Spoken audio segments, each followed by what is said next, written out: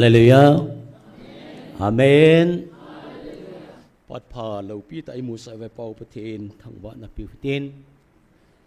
Tu ni ila sau su ka ngaya hile le sil la ngai gam tapu vin. Van gam ngen sang lang ilung gam taw nai le anu ma zingin. Le sil hi ingai tu chana hile kan sung mi te ha. Pi ha lấy xét kim gen thế na gama hi ta san sa te son no talo wa hi ti hi akimu inang Yesu imu zo se ki pan ding zong pon na ko lai za zo se zong lung han ding yan sang hi zinga hin kati hi cho zo se I khol zin na gam hebraisen pa in lấy se na khol zin mi hi ve ati in chun hi chi khol zin na gam mi I chai tinga hi le Izo ba soy lai sa ho tampi hi lấy xét gen thế na gam hin ti ho tiếng là tu nu ten lan sau su lung xét ma zing ovin asi wa ding ngan sang le kilo thiam ta ve ve zong leo alam kai piu pha phal lam kai na in chi ho loi chai ve na hi le ma tain ani ki khom vin tin la hin pha phal hi sumizan pi hom sula ki hepon aman class analogy in to phone ho wai pumang neu sanga thu pi dan na bol ziu hin ma he katina zan la se si pi ham tyo ne ke do ziu sachil sel zivin isiven na hi le ala sau jong sulung set ma zing in nang ta san sa te dinga su pi te ho leisit insen khusa za chum sum lung gel tampi nei sanga zong Van Jerusalem tha pa kai nei gon pi naw na no ding bun siama ka si ding hi ka siam sai teng le hi chlai mu na chiu I mu khom te ding wa ka hong pui ding na hi ve koi sei ham iti le pa kai kam seng nang pa kai Yesu Christ kam seng ma ta na sei do sa hi in pa kai Pathen in Yesu Christ in gin gan te na zo se Calvary cross sa athu a apen na mo zo sia thu sai pa hi nang le ke ngai lu na le lung se na zala heng isi gim gen the na mi chai ti ngai le pakai ko ma Jerusalem tha a chiu khom the ni nga kong pui ding na hi ati ji chun mi tam pi apui jang am ta na tu ni le sau chiu pa te a chi ma sa ho a chi ho jong gel do amin na ulan daw ngay ta atima so zong gel do amin amon van khopi nom ta va soila sava leisi na ta sansate atsate azite atute hungkal nga lelai ko man pau hi igela hele pi ha lagaw min chulung than ma zinging silai ta hi ke yong kahong nai lam thim zin na ming pi hi masa kilo dan so pi te ha na ke athar kahi khang dong kahi kiti the khat sam lo hu cho ke missing me them kahi ta ki som le ho zong a ki chop pe le ki som na so pite ho tu lai ta e hoi si ji pau ko hita son nieng ham son neo ham na I mean sai ngi yang ngi cho son neo so nem kiting up le ase wai kilom di hizana I mean so neo angi zing minin na po so pite ho nang Pathen ha he ne ama Pathen he so in mi lung lai na sa sei hen lang anu pa thu ngai hen lang evangelist nu na sei ji bang asian nanuna na pa thu nungon ati pa kho na zui chil le kilo ta za min sai ka tinang ega sei phat na sai pon even ai la tunia sup te ho ka sei nom su hi chan ga chi wanga su mi heng kiti hi imasanga hi dammo ve si nan e nga gi ge ai na ki pel thailo tin hai so ke zong hin kho nom ta ka mana ka ti non hoi mo nei sa va mas ke hai ka ki sa no ta ka va le jiang kho ka sa lo hi cho ine nom kine ibol nom ki bola na pathen ki hova min zane gel hi zona nom ta ki chi hi chukati ki dam montin ki thin tin ti pa lunggel am wanga ki changin ti lunggel am lo hi cho ai wanga I chan teng la ki chang hi jing in na lung danom dan hi to ai ke sidi a ko ma hi in tu lai ta hi sidi de a ko ma hin doctor na isu sidi avin nang ko ta ki mo tu ding ka ga ge la hi le ipya ki mang zel kom zong ma chukati enjoy na pazam thangin ama hi sumgu ja da sunam ke pon evangelist teni ko ma hi oi thang sei ko mai ja da sunam ke pha sang jing in ma hi bol thei le jing in na dang bon sang zulo mai sang jing a so asumu da na ga sei le tam khat wanga sun te jin tin na le mai burn simzi in kangaya hi le di le kilo thim di lo le kilo thim ai wangan ma jong pathin ngai lu ta hi nang pa tia la dingang ken hoi ta kan hen mi kha sa in ai nei pi to thibi ba ki zot na pathin na ta wa mai sam bel te nu pa sa in dunia selaya chang sia panan la pa hi lungse jong amin pa sa jong ki pa pi jong amin nang ai nei pi to hungar zamin ai nei pi to selai muna phazo sien tau na hongin ama sanga ai nei pi phache ki na hi nang mi hodan mi khotu dan hi jong le mi thil pe hi jong le phata ke me le la na ka to la yesu kana mu kho mo hin pa sam kha na isun laya tau na hong ke mang nonin pha som kha zuvin an nei pin da hatan to ai go thang ai ta in na le isun ma jong amel pathian hoina piche che jingin tuni mel hoina chung tampi ki sei le kan ti hin na isu ga benai le ma jong pha hong sang ji zin isun ka gel chu da mo ta kom la ya chu ni nei ho to lim khat be be ki la khom le ong ti ka lung ye lam su ka ti atua pajam thang daga ki la khom le thopi dan su ka ti na hong sin ma chu evangelist pu le evangelist pi daga ki la khom ki na lai ka ti na ho ki mo la khom zo lo chu na ma awang phal he jingin so pi te ho ka sei nom su na hin kho ki ti ki le sa pi the hai poi ki phau sa the hai poi mo chop the hai poi i ma sang am ka ilung thema mo bo do the ki mo dem tu the hai poi ti pa hi kalung ge la ka gel khat ka se in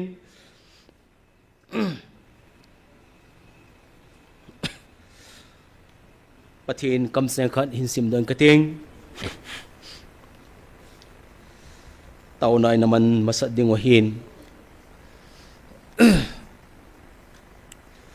eho vibration eho vibrant tingi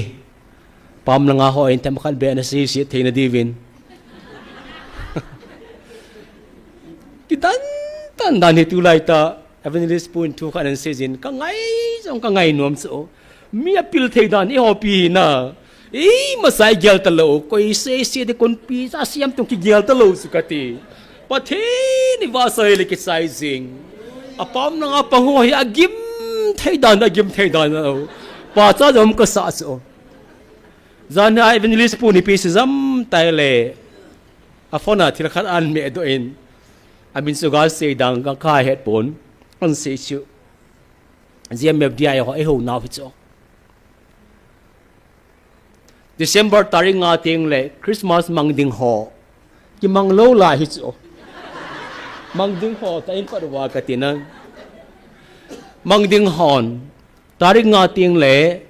bong lia ki tha deu sil kha zong zau kin lai ding vo cha ni to Christmas man deu hi ki pa piam dan u ka tinang a thung lo lai wa nga ka tha nom chu ma chu na ki mang sai be ten lang sei lev kilom ta hi za ka ti ki mang lo lai a zong men e gyar sang thai dan hi neo ki sapo ke nu la pa ti ho na ile thai dan hi mi neo ka sam lo pi cho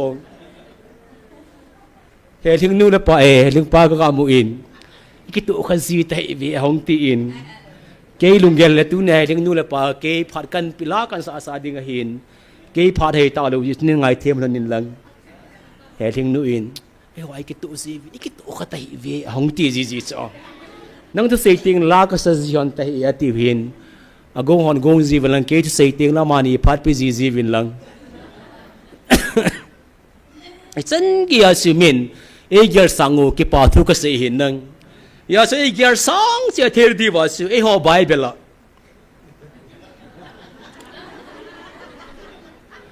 ấy họ bài bela thì abung belo at sang te hiện nè hỏi riêng hiện giờ xin bung khát October tarik som nila group niya Tupon niya siyon pakai oi za aniwana bungkhat sang som nile sang som nile sang nile sin siming kate yo Bible soi zo sin nangai vin lang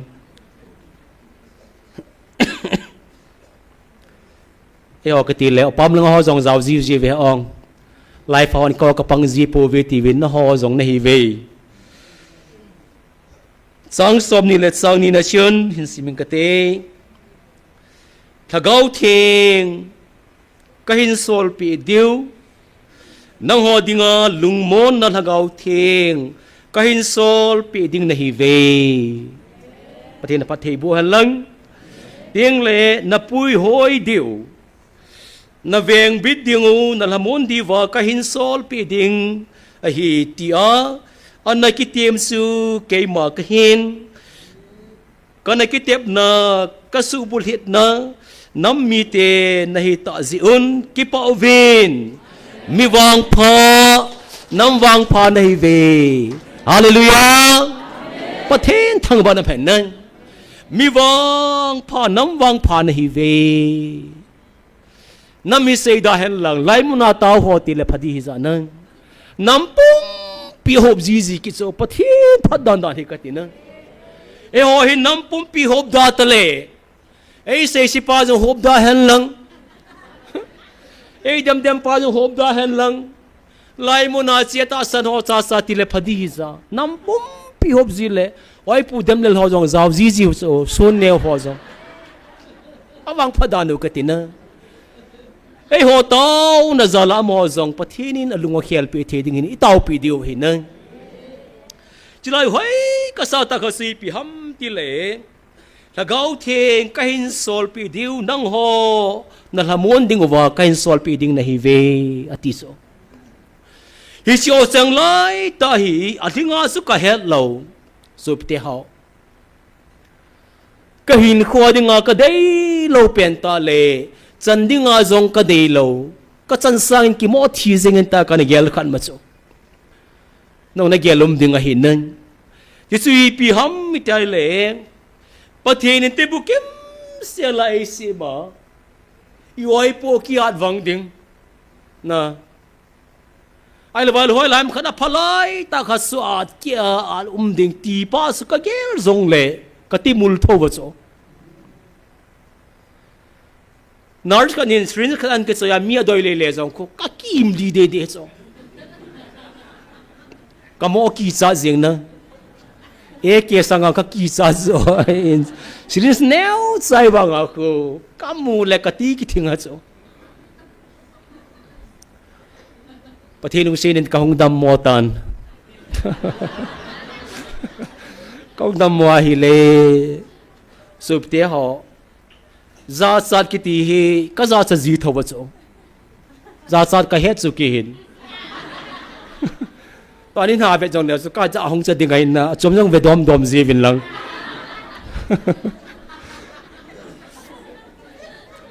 cái hông đâm mùa hi lệ số bít họ za sát cái tí khát cha khét tao lâu cái đâm mùa cái phần cái pen gì ngay hin ha bê sẽ số đâm đâm mùa khét khá lâu nữa cái đam mô cái bê lâu cái hông đam mô khô vá kia ra cái bê gì ngay hin tarik som ni le nga zan sa hin cái bê khô vá kia gì cái gì cái san he kha khan te cái tia le tu na cái chia cái sim cái thi de zeng cái lung liu zeng mai le khô vá ha ha chiun doctor cái si ta in cái sia hi le ipihamo su den dinga su e si jo hin samaritan na chun ni la thu phone dinga hi ja chu thu phone ki ti hi zao lo ding pa su na ipha ki nom lo cho ya chu den sanga ka ti a kaler sa ka ki sip choi choi ya e kom den nom e a kho be sa la hung kin na ngai ti da na ka mang langa ka hung ki leo slai mun taw na mun ka hung vin kom wala ko i masanom be hilazin evangelist puin taw na ini piin ay le ina ka sikit vai ako kinin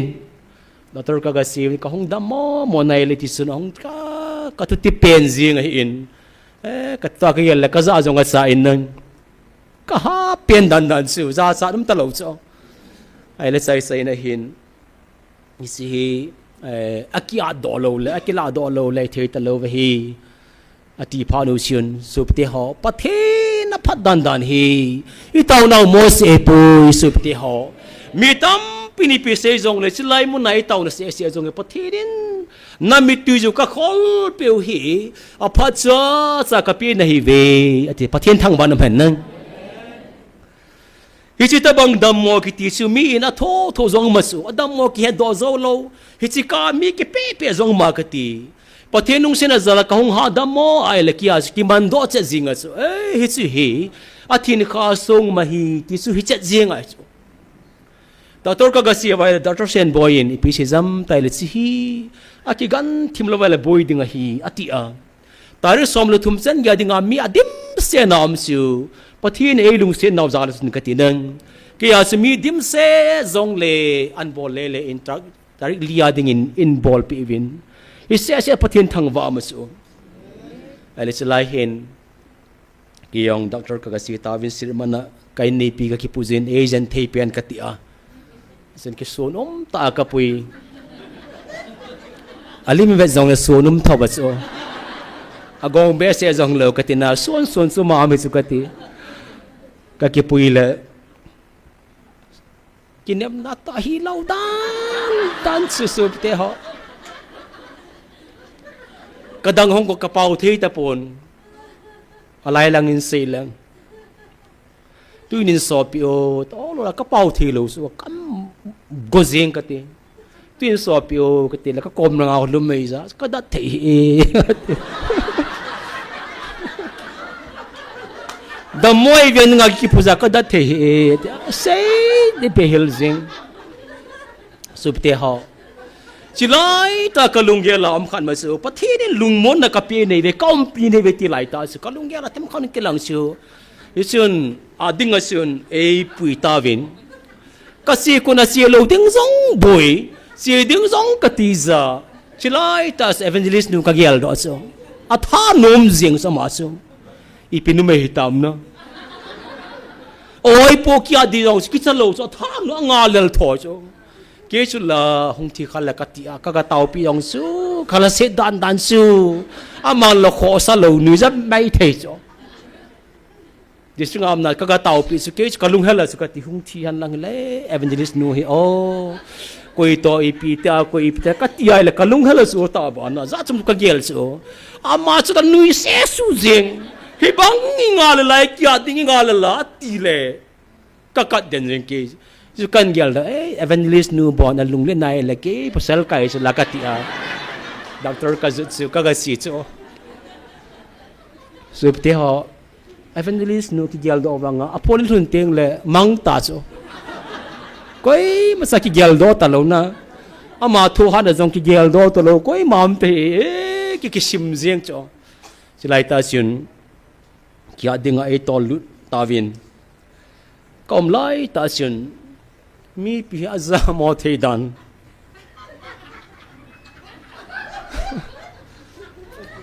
i pi za cha jong hian lo cho nunga ni nei sa le le hanin tin heo na sang khor su no ei tra ka sang khol le su sa aba na su di te sei jeng han ke chu ka za sa ji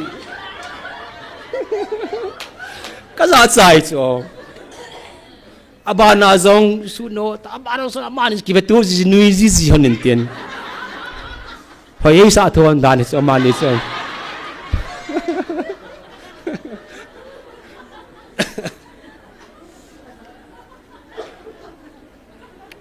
chỉ chân Giêsu phá cái sa na số cháy na vần zoom bé cái in vần biểu số cái là xét đan các cái vần khác ngay trong cái lầu cái là Giêsu asun tum hona ama ho bo nei vần biểu số te họ ilung ya za sum jing số a kya kho ni he diu hin na chỉ lại ta van koi ma nui pon te kati so cái nui ta lau sao thì bia com ai lup sau siu silai ta thil khat kamu su pti ho agil kalung yal tampi leng do si pi ham tai le kalum na siu pi ham a building was a sang po in bingti te khan ai lup sa vin kong kai mu kalu bita cho aki hele le kamasang lai ta khana hi mai mum ne du sana mai mum khan hin ki sei mo ta abu sa cho mai mum pa ho he na hi si kamu do su kalung gela tat pi ka gel do su ama sa pen ta ka gel do si pi ham ita leng o tunia hi ke hi athiding ka hitan mo na thizi ti ka gel do su ka ti cái này pin mà năn thà điều hiền nó bằng cái phần lên hiền đồ đến nó bằng cái sinh thì bay được gì hết thì cái gì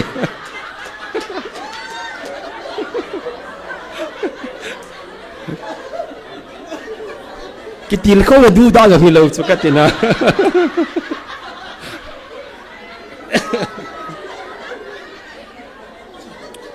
chỉ lại ta siêu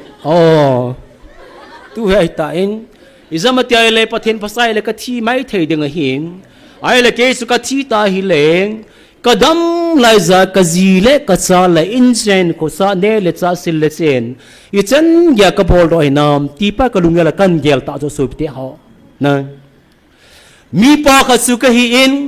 mi pa ka in ko beita hen leng le ka ngai ta ka zi in a hin ko thum ke I pi ane a I pi do na tiang le pakai Pathen a pe go to pi pen ta I cha chun kho do pang dem na alwai le I pi ati dem ti pa hi mi pa lung gel la jong so ke ding ka gin cha cho hi chilai ta ka lung gel mai mum pan to ka ki ho jing hi ta so a pau thil mai mum su ka tina ki sei mo ta abu neu ka sa so a lai na sa pa num le ka tina hi chi gan hing pau thailo a cha thailo a thi ding jong ki het lo adam mo jong ki het lo o gan hing khanin a hin khwa dinga om na ding khalung lo ta lal ta ur sakai le wa ki sa ur sakai mai thi so ki sei mo dan so hi chen tu za pon la o gan hingin bon sen gya khulung gel ne za a indi ga kingai tu a hile mi heng mi pa pathe lim le mel pu ai sim pasal kar kahi na mi pa kar kai na ko na hi I chen gai laga ba dinga in sunga ka to do a ka zi ka cha ne le sa tabang ka to do ti pa hi kalung gel kan gel pantan chilai ta sun kalung gel am si pi ham tai le cái cái khom tay zong le Pathen zalin cái này pi zong Krista zalin lungmon di ta pakai ko na anei tan tiếng lệ cái gì cái sa hin ko in sen lam dol zong Pathen in asai bang dol ta sun iza kai sim pa Pathen in ke man Pathen an sang pan ta ve khang som chen gia kapi ding na hi ve atia hi le ke tay zong leng Pathen in ato ding ai tai tilung mon na kan nei tan tisun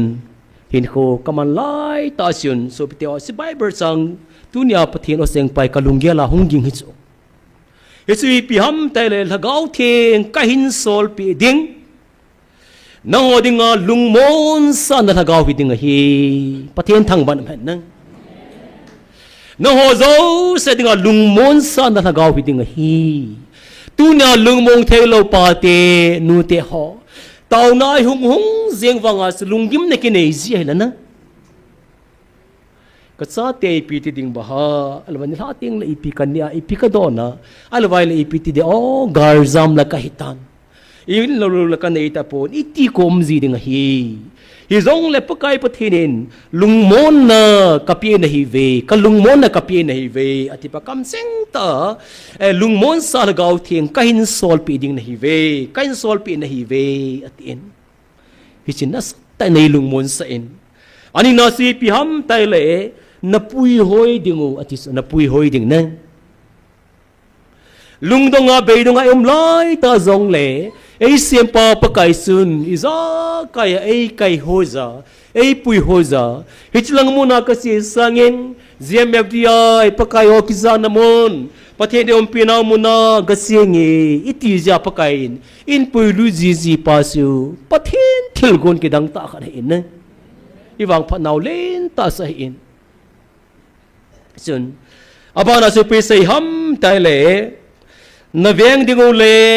na lamon diva kahin sol pe ding na hive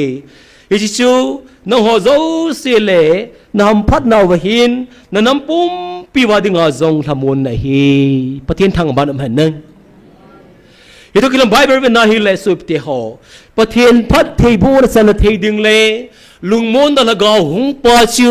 lungmon na di ta inai thei da dinga chu ipi bolding ham tai le Pathen thupi ngai ngai zi nang Pathen thupi ngai ngai zi Pathen thupi si pi ham ti le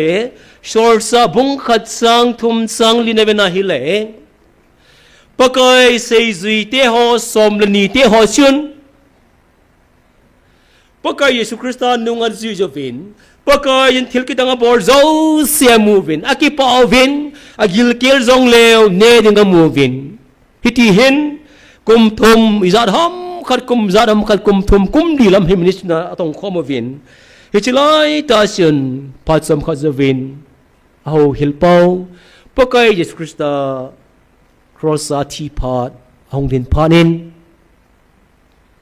pakai thita nai le sei zui te ho akisata vin nang alam kai pa am ta lo pha ni kisan na dim sen dom ta vin oh tu na ki pa na hin in muna ko in po do lew hen masang laya ei do ho ei dem ho ei sei xiao sun so nga ei sei li do he ei tha do hi ei vo do hi ti lung gel na nei ta vin sei zui te in kisa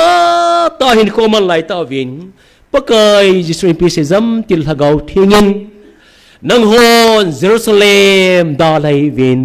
Pathen thang ban am nang nang hon Jerusalem da lai vin thupi ka thung ta so te ha pakaya ko na thupi ki ti hi agil pen le ahoi pen sa hi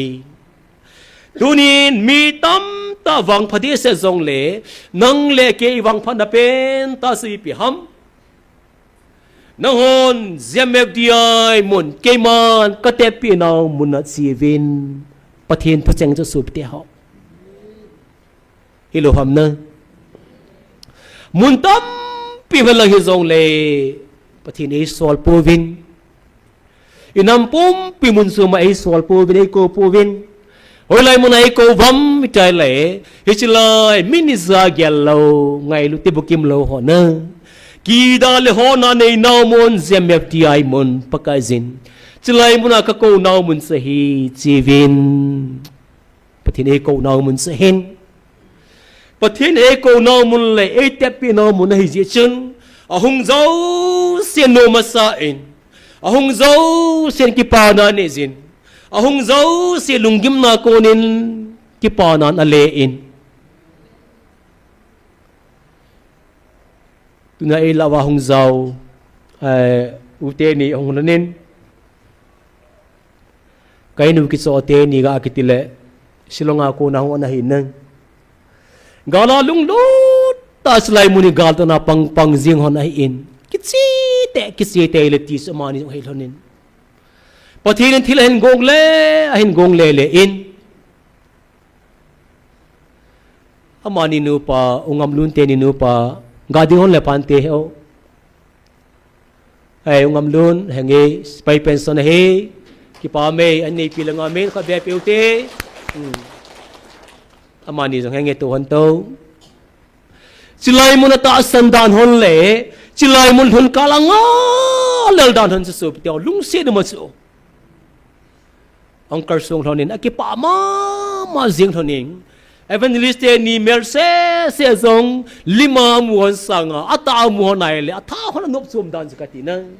van gam pakai skrista mu bang jing thon so thanop ki pa piam dan sakati na iti ma banga si pi ham tai le hichilai mun pakai nei ko na mun hai ja su pte ho gala pang jong ki pa som nai ai wangeng ni kha na thu phone sei ta sula cái đâm lâu ta có mình thia long zingin hi chlai ta su thu ki ngai su đâm mo sa ki ngai à cái tin nang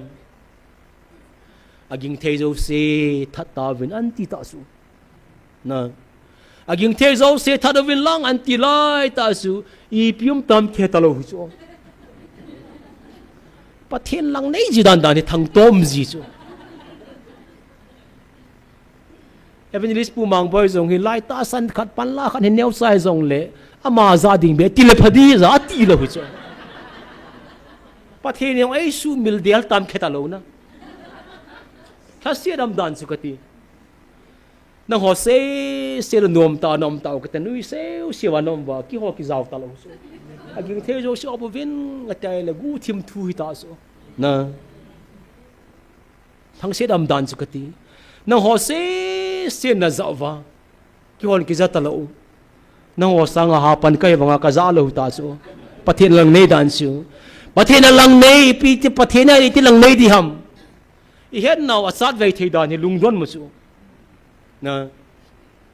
Pathen lang nei dan su pte ho Pathen lang nei ta Pathen hi ka ti su kei wang ka loi tam tan zo non Gmfdi na Pathen su lang nei Pathen hi poi tiu so a hi mong hi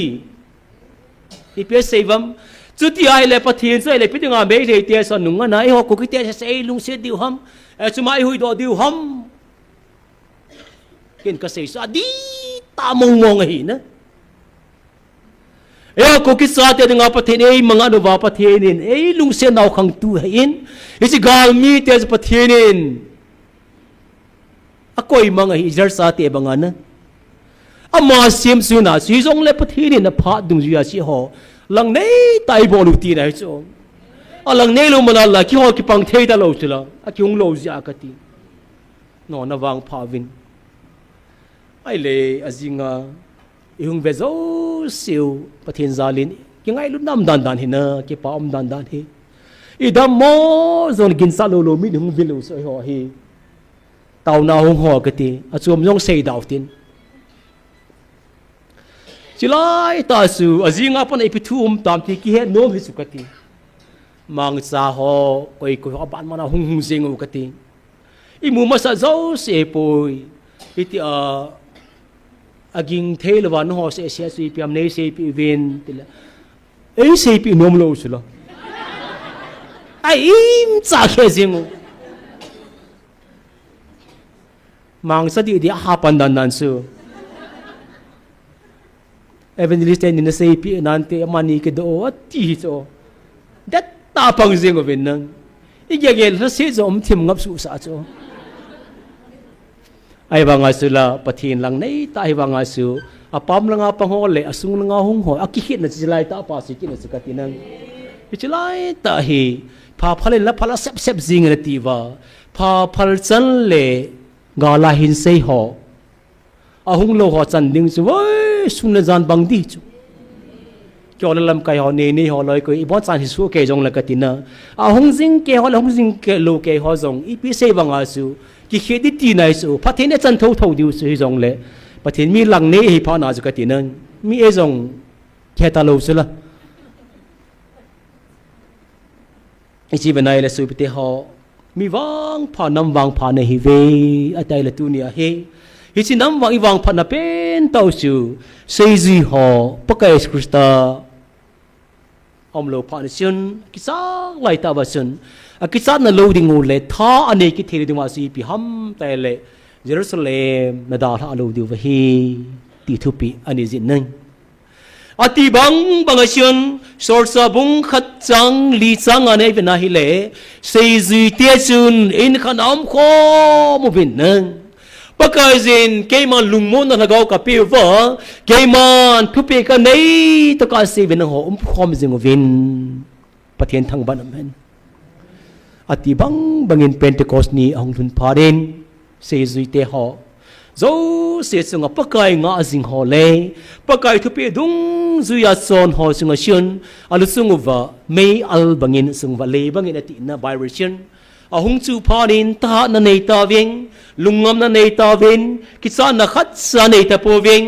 Nazareth Jesu mi zo se ngai no mo pen min hi zong le gam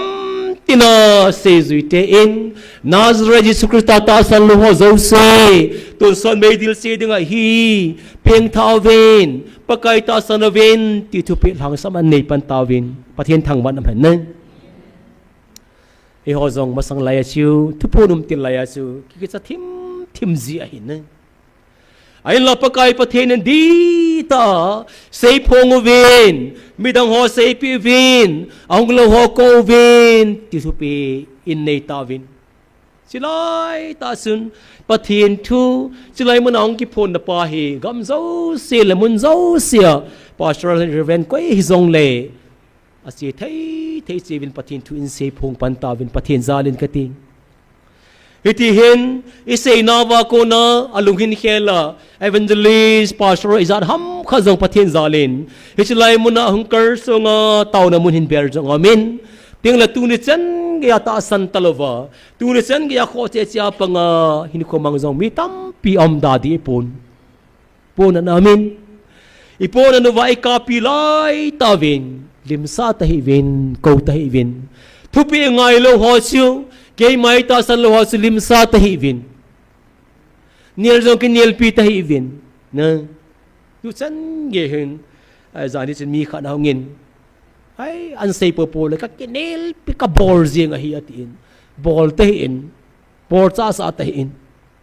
chilai thu wang hen no mai le sei pin lang na a hen nom lo wa hi le ade ma hi le sei pi ten pa mai ji Pathien thu ta su na ke man ka boarding ai tai ke man ki mai tu pi ding ai tai atia hele ata san lo thu pi ngai lo ki wang sit ta khan hai in ya tu ni ai ho zo si thu pi ta san le pakai thu du ji bang ta kar so ngai ji vin na chung wa ki pa thu kan season e tu nin zo so pi te ho pakai jin lungmo nei za ka e pi pau hi ta san wa Pathien thu dung ji bang tai si naw kar so naw tha sam lo ai si yin thin di vin Pathien ko ma taw na nei lew hen ti hi kan dei sa cho in sun tunin hisi pakai Pathien lungmon na kapi na hi ve atia lungmong te lu ho zong da tha te hi pon lungset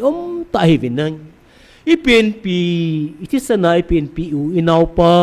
alovai inui pa ta salama pi la pu hi so ta bang hi ton son me ji la si kha ding Pathien thu ngai lova Pathien thu zalwa kha ding pai lai na amen isun tuni zok hin hisi adem le aduwa pang ho zong tau pi lew pen ti hi ka dei sa sa hin nang ei se pakai ga mai chi a iso pi ngai ta ton sa me de la si ding so pi te ho lai na no so lang pi thokin om ding a hi ting la simi thi zo si ale na pa nelson ge mi zo siung tho do ding hi si ting le sun inui pa thisa isa thisa zo se ki ngong koi ki mu to di so o he no he pa kanao katsa kiti to di so pi te ho mi zo se ki mu to in tin hi si ting le sun ata san lo peng tha lo ki khen na kana sang pen ding hi thu pho na ti ma banga sukati hi ha pen tai ding in hi tiang le chun so pi peng tha lo ho zo se nei pu ngai ta zong mi le pum ma ton sa me di la ma zo ti sup ta na mi ta na mu ding hi na kana he no he pa ipidinga Pathien thu nei sei pi lhom ipidinga hu hin tu nei sei pi ipidinga nei tau pi lhom ati diu katina aping tai ho chunga jonga sei thong di mi le pum ma ton son me dil se diu en jong mi tai mu di so Ê chỉ tiếng ta xin bác cái ama ta xuyên à sa tia dấu xe mít tùy thị hul pin tin tuần số sa nó pi gam nôm ta ai pui lu điều ê tiếng là sự cả na pulu nam ta lâu tiếng hi Pathen thăng ban nam hẹn nâng ê xuân nami na namu ta ding na so pi ngai ta tuần sa mấy dil si ding sự tunin gạo gial do tin bác cái hình cái tàu pi te so pi te họ bác cái ang sung anh biết là tiếng đã ni chân na in tu nên ngày lúc tiếp kim lô ho dòng lung sẽ âm thấy mà riêng ở Việt Nam Pathen thua ngày cho thấy Việt tu dòng nuôi là ngã counseling này Việt Pathen thăng vạm thể riêng in hung lom tan tan hung lô dòng amen dòng lệ cho dòng Christa pin thà đã đi ta này tê đi bảo tao bị ưu tiên abang khai bên này lệ vết đá đam dòng amen nè hi tin sa zong chal ting teng zeng a dei di jam zong omin hi so ta bang nai lai na omin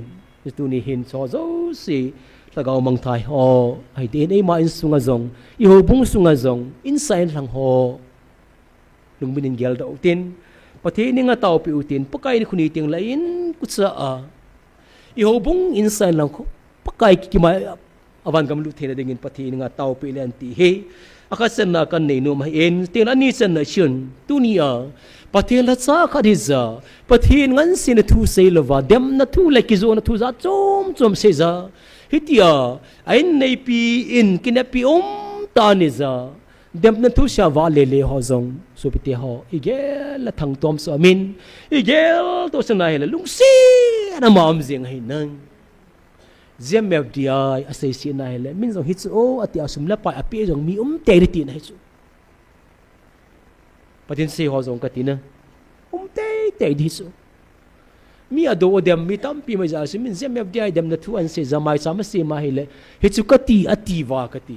ita bang os mi te din mun lung se ta hi ven et Pathen na tong ho zong so bi te ho koi ma perfect athing koi ma sa lo wa hi in ai de sen in tunia chulai mun dem le do le Pathen o za thei lova pang ho zo se ho zong Pathen na so taw na nei pi le han ti hi taw na ngai sa na kan phon hian lang ite ni ding asion thagaw mang thai ho leng pastor event ho Pathen na tong ho zo se dingin ibon san Pathen ni nga i the sen Pathen ni nga ibon san taw na ni hitin asai na ke man sim ta ni Pathen ni nga ibon san taw na hite tao na khan an si kilutin zo lam tiang le nunga ting be min wa soi la khan sa ding hin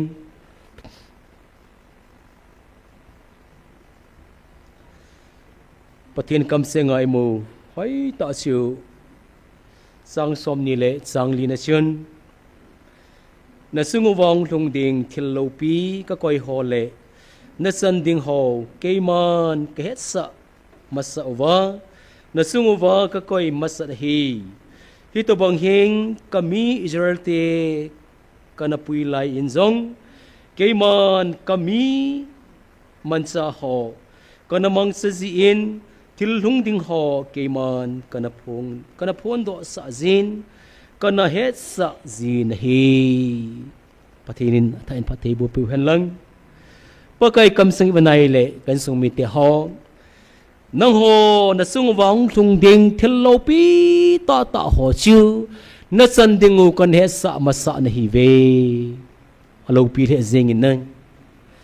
ai he sa ma sa nu si pi ham mi tai le ai de sana tunia ai le lo wa chiang jing ho sang azong gar jam ho kitele tulang hin tam zo hi garzam ho zong mel kimolo tam thimin hi zong la hong cheng cheng hen lang hong lo jing lai ho hi zong le tunin ki pa ta chu Pathen na kam cheng ta sei chu keima ngai lu na zala slai mun hin bel ho keima ko na mun Gmfdi mun hin bel ho garzam ho ati khal khalin asay tu pi penta chung ain le lo ki hal ha a hungar zam ho ane go hindan ha hung zam ho zo se masang laya ane ho khatna ko na ichi azad sagiya kale pi ding hi Pathen thang banam hai nang nangin khanain dal ha pa chu pakai pathenin aza sagia ka le pi ding hi ati chu ichi ichan jing lo lai jong le achang jong nom pan ta ve ati ichan diu jong tam jing la hian lang hi jong le hichlai pakai pathenin ei se pi no kam seng iza sao sao so hita eng hichlai iza jing lai za jong septe ho itha se te ken lai ding ham nang pakai pathe phathe ka boding na hi ati jing lai za jong hi tunin kial phau hitin thasi sa sai tau jing ding ham chenom lo sa sai si jing na lai ding ham ai lo le hichlai mun pakai ko nau dem le ho nai pan jing jing ding ham ti pai tunin atha ta agar zam hen lang gar zam lo hi jong le phathe ne ki ti mi zo sin ki dei so ke ya in chilai mun pakai jin thasa ding a ko do lai ta sun kan ve inai le ka tha no mama in ke jong pakai phathe bo chang leng ke jong pathen then do hi lang ti pa chu nu te jong pa te khang doi bon sawa de jovin mi tam pi kulpi langi zone vin nang lai mun dim se na isi vin ka ki pa le ka tha nom the zingin hisi pi ha mi tai le pathen phat thei bo na chan ding pakai mer som na chan ding ki ti mi zo sin ki dei so ke in hisi ja chu tu ni a slai mun he lal ni chor ni ipni zong le pakai bial wa ichi jing lai ho hi so pte ho tu la nga hi bana hi le khoi no te to kilo thim ji ve nang ai zong le tu ni a khon ni ge za tho thum ke pa a khon ni ge si zinga tho thum ke pa shin hat man san ding a hi ati ki so nang hichi ge lai le timothy na sei ma banga chu mi zo se thai che zong le a thai zo sin hat man san ding tin hello hi so nai le ipi ha dan ngai ta thai lo vai le mi theng polen korean mi te commission dan dung zui bang ta thai lo vai le ati je chun so pti ho thanom mana mo thai thai the zong hai pon tha set mana mo nga the zong hai pon hechia su pakai zin ei cpo kapha thebo na sang ding kapon do sanai ta ve atia hele ichan ding pa su gela ita se ni jong na thanom na nei ding I ha long ni jong la ha na nei ding pakai lama ha tai kar so jing jing ding pau hi tunia pakai me nai ki tiam na hui han lang ibina hi le a he thiam ta phaya ko na hunga langor game village nga ko na mi hau sata ta aslai muna hung jong kamuzi in kamel le kalungo si ji the jing in nang ai nu wa ga lu ding ang ke phalam om leu jong ma so pathin phat thebo ni kitang ta za I chan naw za raj ka tinang langol dunga 5 pi zang ke ti dung ho so he ka te mi hau thei mong so phai sung dunga khong sai veng ki thau ki veng ki dung ho ka tinang hau sata ta si vin a hin slai muna amel ka mu ji tiang leo kan ha jong a si ji in pa jong ka pa cha ji vin kalung yong a si ji in ki thangat pi ma ji o ke sanga hi chi ho ka so pi ho zo se hin mar som da len ta sang diu hi ti ka mu ji tiang la pathen ka thang wa ji nang so pi te ho ming ngama ding a sa sa chu inei go mo ki gel han lang I gari ji be kal ni ho zo ki gel jong le mo ka ni lum the so nang hi jong le pa sam ta ki gar jam ka hitai atiwa ko na hi chlai mun hin belo wa chlai mun pathin bel pau hi ka pa sama ma jing win hi chi ho ta dinga jong se pakai pathinin aza se gya ka le pi dinga hi atia hele a hin bel ho ang ho zo se ki pa pi ta hi ti hi chung ki pa thu kan se jing I la da lo di wa hi su pi te ho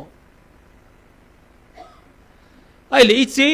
ki na hi le hungar jam se hi a even na hi le lai bun adem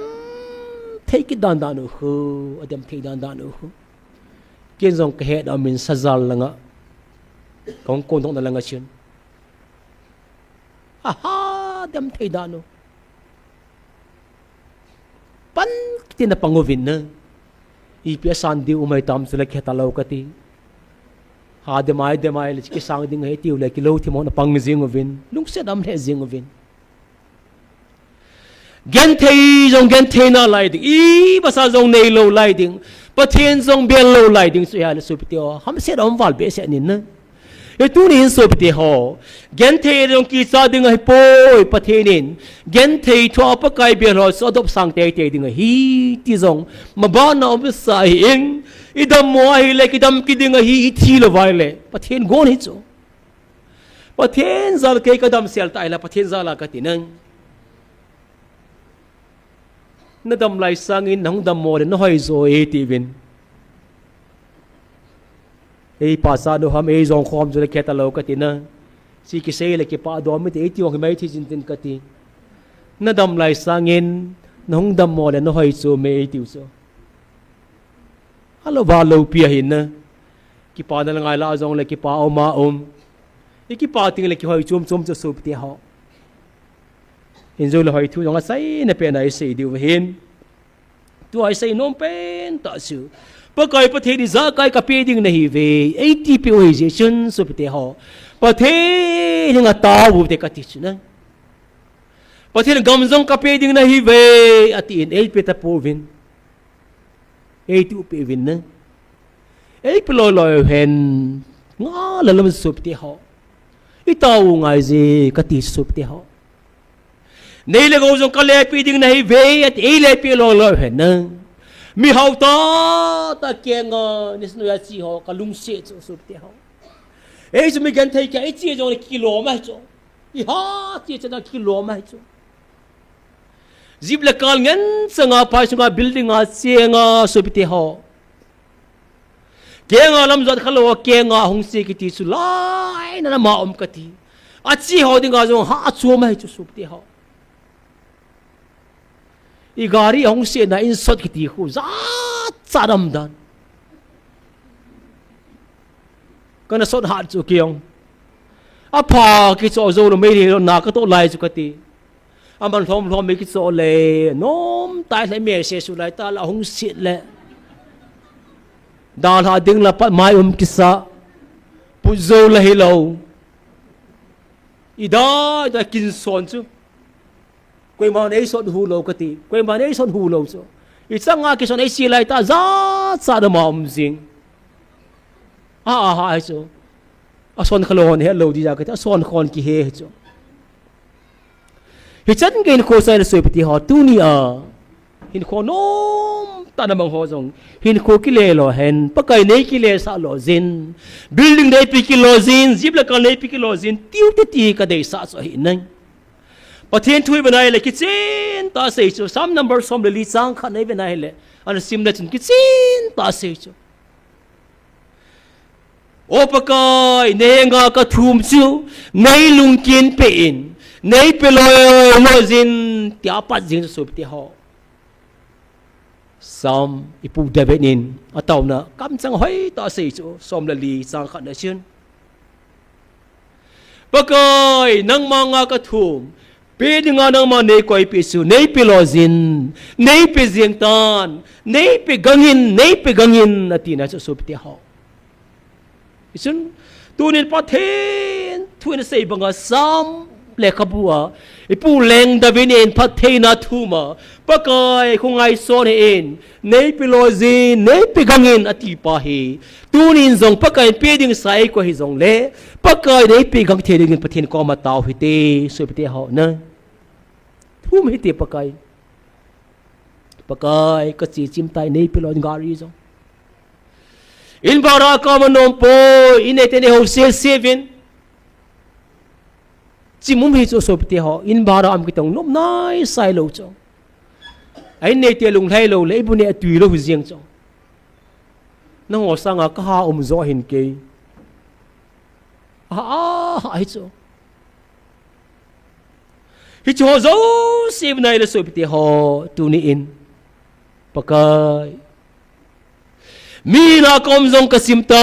inel pilozin phát thấy cả bố đi người này tiền này bố riêng tần này bị riêng tần này bị gang in tiền Pathen có mà tao leo hẹn Pathen sự này bị tệ tệ đúng hi à giờ chỉ sai thêm gạo pa in à hiện ngã tao tiền su à giá thế luôn nó đinh in à cô rong ngong hi là gì Pathen thằng bạn nó hẹn nữa à hiện ngã tao tiền su khô giá thế luôn nó đinh in à ngong hi là gì à tia hi lệ bác cái in bị đinh sa qua hi rong lệ tao ngay gì thum ngay gì sụp tê họ nôm tay muna ito va nôm tay muna itaw sang at lai muna ni san noi za vulle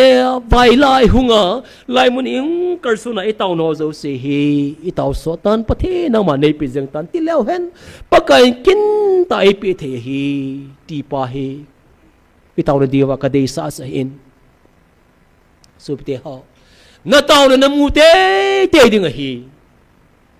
agang dengan thum jong la pakai na pe dengan hi nang ke ta sa sung ta jong kamu so ki dang ta kha si pi ham tai le me the la na kan tongin ka to lai ta sun i loi pai te simin ka la hin to la gar ne wa hunga hi le me le ho jong simin zan za chom be ane hi cho ata ta ka ti nang ho jong ho nom jam hu cho ấy chú kia ngà ulpai lắm lúc ai cái vào lúc chú soi bị họ mình đi học pi dòng lấy thu dòng la bẹ sẽ lâu mình dòng ngày nôm bẹ lâu rồi hết chú lại ta xin ô lấy xe chú nghe Pathen thu bẹ dung duy chân hết chú hi vào nói lấy xe thil lo hi anh ngày sát cô mà mê anh ngày sát cô gì chứ soi bị họ anh mà nó đừng ngài kilo anh chỉ đừng ngài kilo mi zo cái yêu si sel tiền hết chú silai tan kiyo ka thanga tom tan Pathen ko maka ki phin tan ai le sun Pathen na ka to ai to sa te kitel ai goite mai le te en cycle in so pi vin cycle ai si le them khana phazem min isa nga phazep si pi ham te le pakai gari ne khana ma nei pin aku til vai le na lengam na ka to na kenzong mi kalapon mi vai kon vai thuni zakai zo se kalapon tiang le min zo e ho nom poi ka ti ta sup te ha thing se la Pathen ko ma ki phin tan ka to wa hi le gari jong ka tol thei lo e masa kai kha thei lo ai ba ngai Pathen nga ka ta wa hi le ka ta na su pakai nang man gari nei pe ding su parcel kha nei pe ding a color zong ka sei phata sel sa avom le akang khel kha nang ma nei pe ding ka ta hu chu tu la sunga nang ma nei pe lo vai le ti a Pathen ko ma ka ta vai le kang sup nang ka ma chun kolang ho taw na ho zong a he diu wa hin sa zal kitelang ho zo te kitelang ho zaw wa le he diu wa hin na ka gari chu ka ti ka to vai le khal hing lo la jin Pathen lam pin gon pin gar ne ke cho do so sup ti ha Pathen thang ban nam hen nang Pathen a phadan dan angai mo mong tai ti he ting le Pathen ei pi jing tin hai so lam ka nga ko na fanin bolovin gar ne kha de ki zo e ativin ke neo sa ka thum Pathen len ta kha ei pi so 220 khat alien khat ka ti avom ke ku kha Pathen ei pi in sumkan kip ka hong kilain gari ang kitol khalo nang ai chlai chun to amol nom len tol kalung si ji som ki phuna ko na kalung si ji ka pha ting le kalung si ji chu chlai mu na ko naute khan e hila vel di ma ka vel e vel pia ka ti e vel sa ya chu kin ka tola bu kan ne ba ka si de tai ka ti le mit phelo vai be no lung dong vai chu bukannya wa sabi kan kila phai lang kan zu de ta so kan zu le ka lai thei thu so nom ta kong lai to kong lai le ya hi le ka lung ye la hi as ama sun ei mun le ong te kan gel do so ko hi mi te le kong lai to le borzol kan pha ju ka ti borzol ko mi borzol la so tam ta ne ki khom ji Pathen thu ne ki sei ka ti na akala tingin nunga ide sa jongga omji ji kitile ong ki hel ngambe lo wanga ka ide sa dum ji cho ai le sai kan pha ta su se tia chu ni mun lao ti kalung ye la hung mo su ka ti hoi la nga ko nam thia lo chu lai ta su kalam pi ki wat lo ba chilang tien chu ka ga pe na hi le o kong kle su lam pom na kan ge hi ta su ka ti ora ke me ti ta ti su na ka ki hei do mui rang ge ka ti phe ka ti lung jing o ka ki se lu je ka hai be la ko ma ka len ha de ti na su o ka ti za dan dan su chi wa ki pa na wang mi tam lo de he ti ka kan jil da na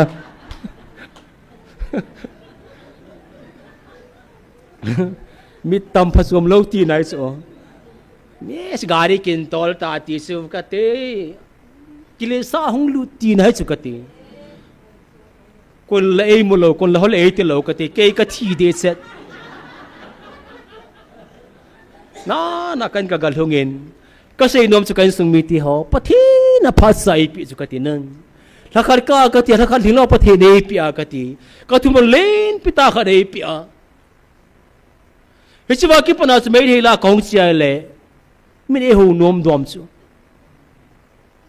ka sei nom se pathi ni ngai taw nga ji su pita pathi ko mai taw wa hi le nang mi gen the na he nai ma sa ne ti kha sa sam dai sai lo su pita pathi thang wa nam hen na hiya ji pathi ko mai taw wa le pathi nin kin ga nga e pe the ding zong pathi e pe jing hi ti he sa mai pu leng da benin pa kai ngong kai son hin ka thum nei pe gangin kino in nei pe gangin ati bang banga pathenin ipu leng di bi za kai pe bangin tu ni ho jong taw le han pathenin iza ka e pi ding hi ti pa hi taw na ding wa ga de sa su hen lang ai pathen ko ma taw tin i taw na ding wa i taw na ding win tunin su pte ho ingai sa tam pim ding a hi na cái dòng các ngày xa đó mày tu hin xây đó hi dòng lên cái tí các ngày xa ta mình pakai hi xin năng man nei pin cái nei pin to cái tàu nó dòng amin nó rồi nó ngày xa đâm đừng hi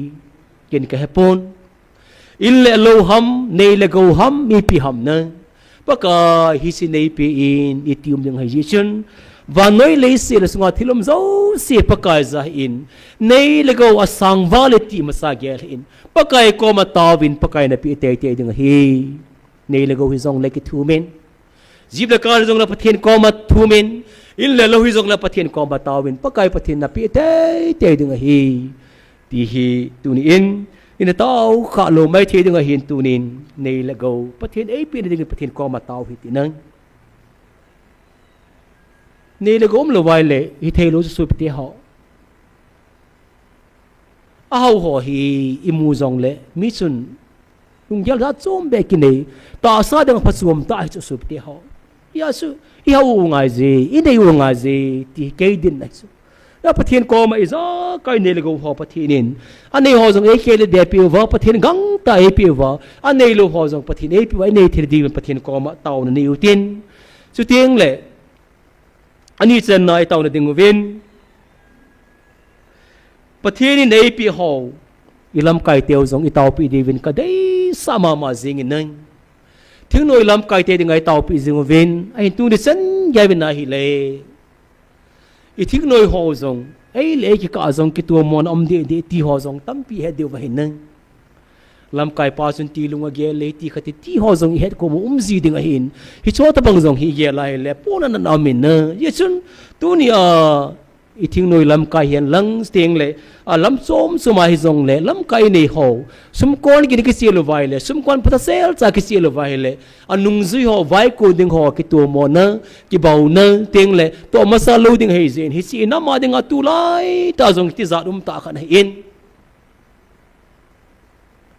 ai ti so nai le ka bor cha di wa hi ei le ka hi zong le ki dem pon te ti ho ta bang zong hi iza ko mum ji ding a hi na hi so hi su ti ho la si dum ta ti za dum ta lai na dum ta in hi si koi kho na ma ham ti lam kai ki ti hi i taw taw jing in e zong i pi ham ipiha vai po khat thunei khat nin zong ai na bang ta Pathen angan sin na bang ta vai apo Pathen o iza na bang ta nam ngai lut na nam lung sin na awma iza kai ho zo si Pathen lung den ai a iza kai Pathen lung dei so the divin tu ni hin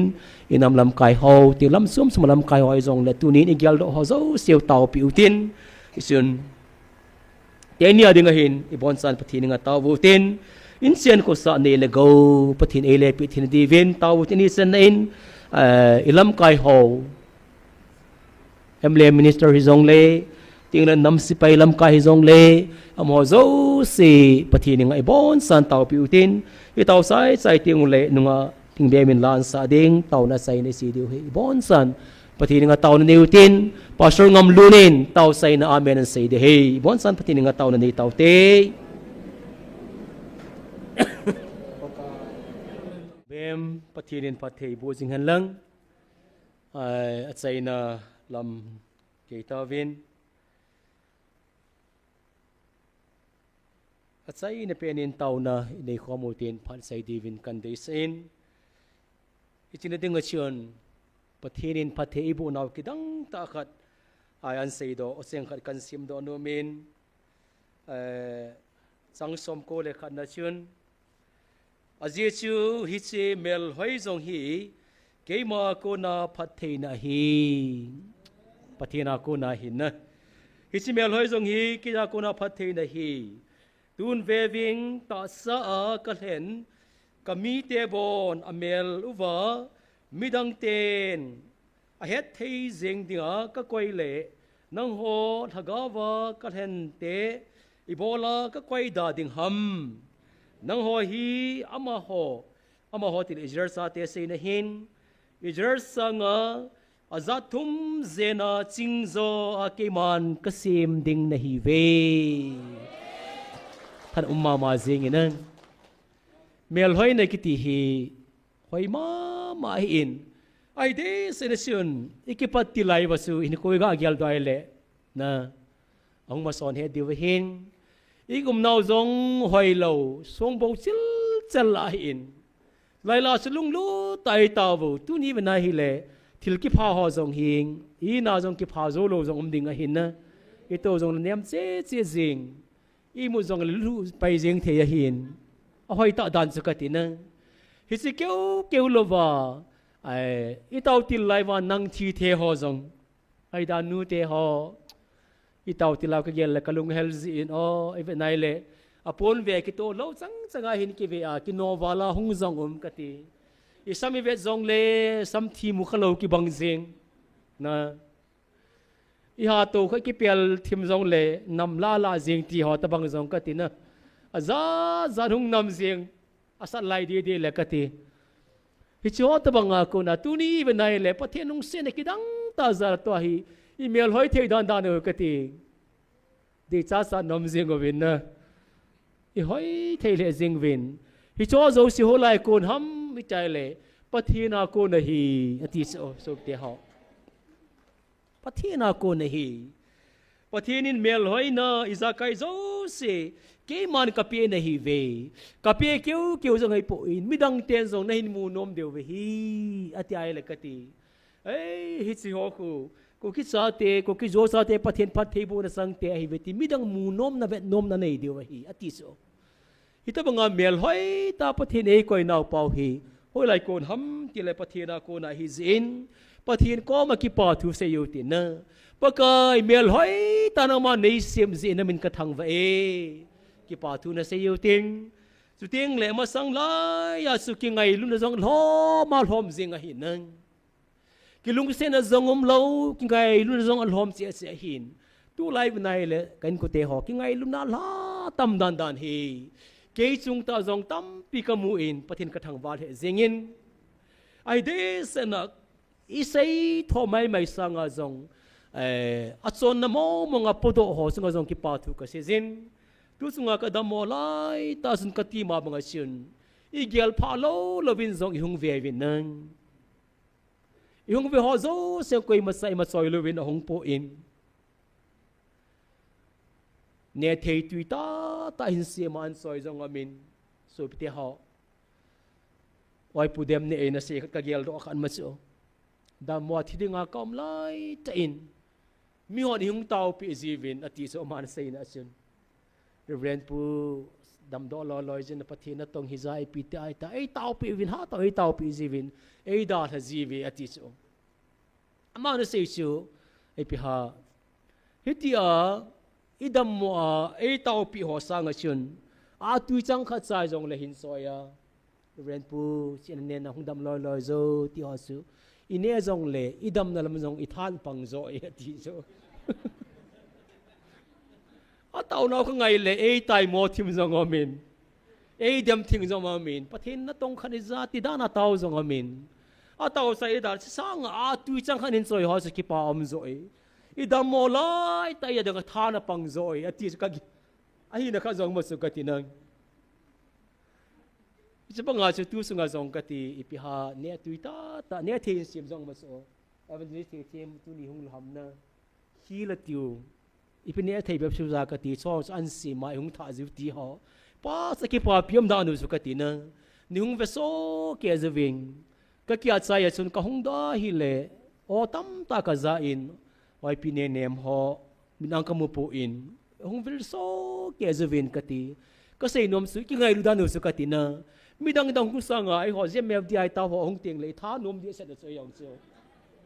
mi ma ki phal lo da na ni ka ti a tau kha lai mu na adem ho zo hing tau pi jivin amin sei dang ka ting na among tam tau hung ba chu hung ma sa pe nu ve ki tin ho sang hung ma sa je ba chu mo chu tam tai tian he rom ka ti hung tau pi wa ka ti na tau na dem ho ki ti le ki pa sam tau tho vin ai de sanin e ho in hung tau pi wa chung ki pa thu kan si jin ti ngai lu na hi tu teng le zan teng zong le mi agent ding nu hai thei lo hei ta ji chun naw te ho ki pa ta in Lucia hin na la la ma hin ka koi ta ka chu ha ning si amo la hung ge pi ju koi sor jong hin lo bo koi ko jong hin lo bo hung ge pi ju a phat dan su sup te ho zan ko va in ke nu pa jan hung pang vin ka ge lai la o Pathen za la chlai mu nai tau kho mu hi Pathen in za chom ba kilung se ki ngai lu na hi chan ge za ipi ham ikijan tu na pau hi ka ge lai lo pi ka sa na na chung che va ki pa thu kan season e Pathen ko ma ki pa thu se yu ti na tieng le ho zo se tu ne chan ya Pathen gal hi bang lai ta nom ta tau khom jing the e ko zuwa ka ti ne le sa sam lo wa e ko wa gal ne lo bang bang ko ati bang sun Pathen ko ma ki pa thu se yu tin Pathen i gam su e ven pi wa i gam so e nga pi wa tu ne chan ge za i ji cha athi dinga e ki gel sa jong Pathen in hin tu ne chan ge hing hoi ho jong i gel Pathen thang ba men je sun ki pa thu se yu tin tu ne chan ge za la sam lo wa tau nai chi jing ho jong pa kail kar sung the izin Pathen ko ma ki pa thu se yu tin i bon sa win na alam long Pathen e puina zo se wa sai na ni bon san dingin Pathen ko ma ki pa thu se yu tin na bon ki tau piu tin ting le i bon sa wai tau nau phat sai na amen chu reverend lam sa in aman amen tin tin tu nia dingai phalu sai nong he pai dingai tai ni bon san dingin Pathen ko mai bon san ki pa thu se yu tin tau sai na reverend lam sa na nei de he Pathen nga tau na nei tau te